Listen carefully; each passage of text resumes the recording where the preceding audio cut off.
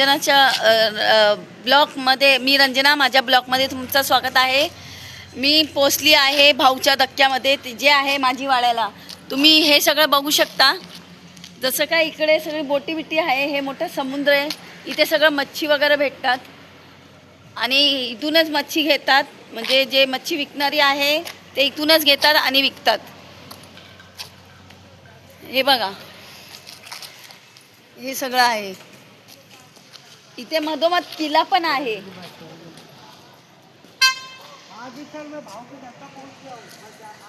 हे बघा, ह्याच्यामध्ये तुम्हाला सगळं व्ह्यू दिसेल। हे बोटी वगैरे आहे, ह्याच्यामध्ये तुम्ही अलिबाग या सगळ्या ठिकाणाला जाऊ शकता।